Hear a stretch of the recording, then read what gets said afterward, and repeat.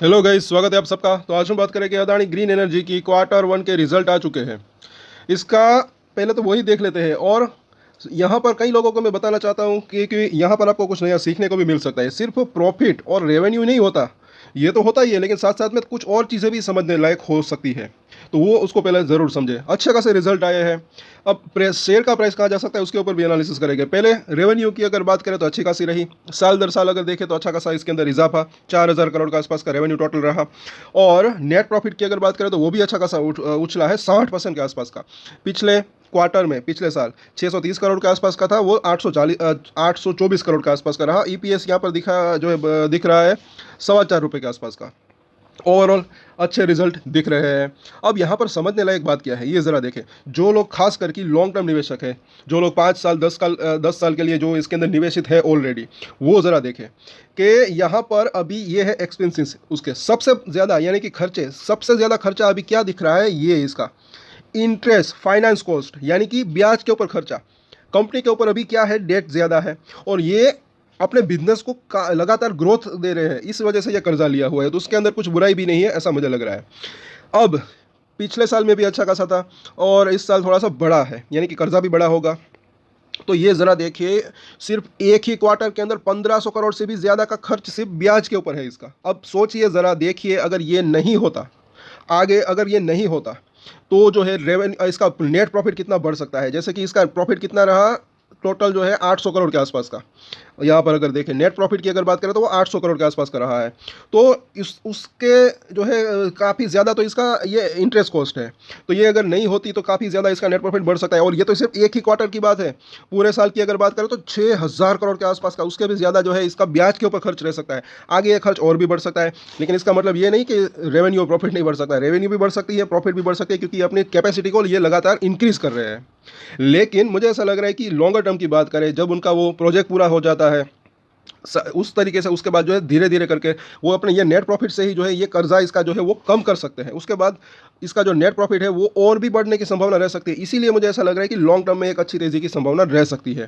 तो ओवरऑल अगर हमने देखे यहाँ पर रेवेन्यू और सब कुछ देख लिया, प्रॉफिट, नेट प्रॉफिट, अब यहाँ पर और भी देख लेते हैं कि कितना कितना इसकी कैपेसिटी बढ़ी। तो यहाँ पर अगर देखें सबसे पहले तो जो नेट प्रॉफिट है, जैसे कि हमने बात की, 60% के आसपास बढ़ा और इतना रहा। और यहाँ पर अगर देखें तो इनका जो राजस्व है वो उसके अंदर भी अच्छी खासी बढ़त देखने को मिली यहाँ पर अगर देखें।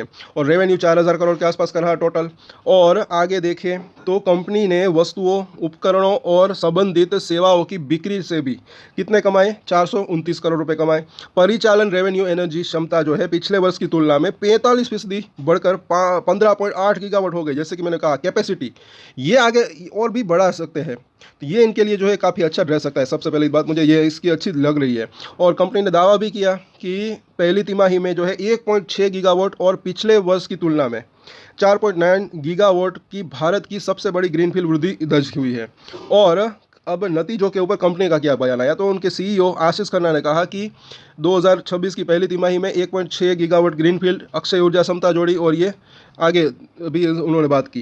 तो यहाँ पर लॉन्गर टर्म में ये क्या कह रहे हैं, तो उन्होंने कहा कि गुजरात के खावड़ा में बड़े पैमाने पर रिन्यूएबल एनर्जी विकास और अन्य संसाधन समृद्ध स्थलों में हमारे निवेश, बेहतर परिचालन प्रदर्शन और औद्योगिक उद्योग में सर्वश्रेष्ठ ईबिटा मार्जिन दोनों के संदर्भ में नतीजे जो है वो दे रहे हैं।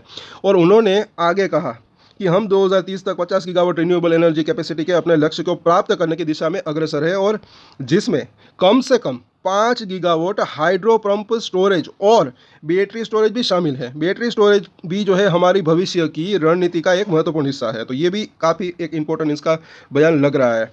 और अब इसके बात करें F&O की, आज के दिन क्या हुआ, तो 1000 के स्ट्राइक के ऊपर क्या हुआ है, हल्की सी पुट की अनवाइंडिंग हुई, अभी भी अच्छा खासा ओपन इंटरेस्ट बिल्डअप है।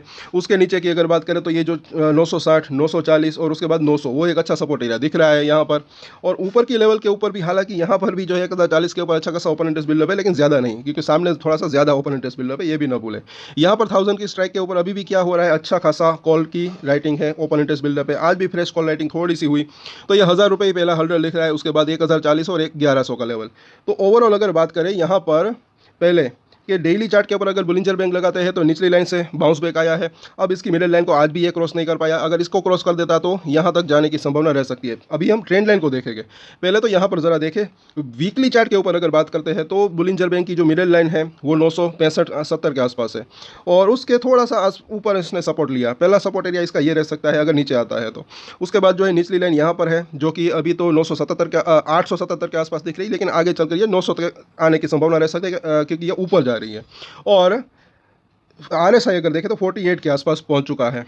कल थोड़ा शुक्रवार को थोड़ा सा नीचे था, फिर आज थोड़ा सा बाउंस बैक आया तो RSI भी थोड़ा सा ऊपर आया, लेकिन अभी भी ये 48 के आसपास है, इसलिए सपोर्ट एरिया इसका पास ही दिख रहा है।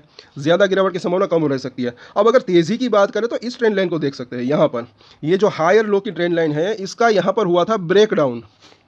अगर जूम करके देखें तो यहाँ पर आप देख सकते हैं शुक्रवार को इसका ब्रेकडाउन हुआ, बड़ी सी कैंडल।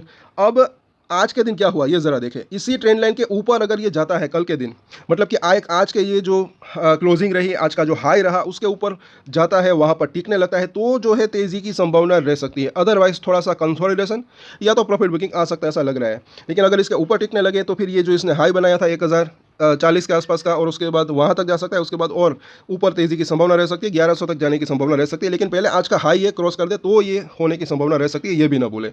आज टेक्निकल चार्ट काफ़ी यूजफुल रह सकते हैं, खुद देख सकते हैं, बिल्कुल इस ट्रेंड लाइन को पार नहीं कर पाया। इंट्राडे में इसके ऊपर जाने की कोशिश की, लेकिन बंद होते होते वापस से उसी लेवल के आसपास बिल्कुल आ गया ये।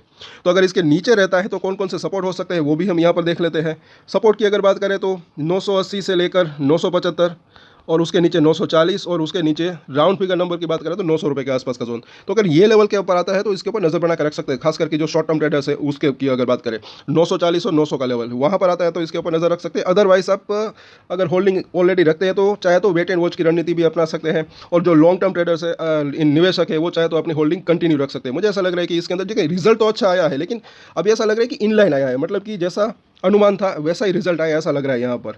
तो इस वजह से जो है ये हाई अगर क्रॉस कर देता है, थोड़ा सा बाजार का साथ रहता है, क्योंकि बाजार में भी काफ़ी गिरावट बार बार आ रही है, ऊपर में टिक नहीं पा रहा है।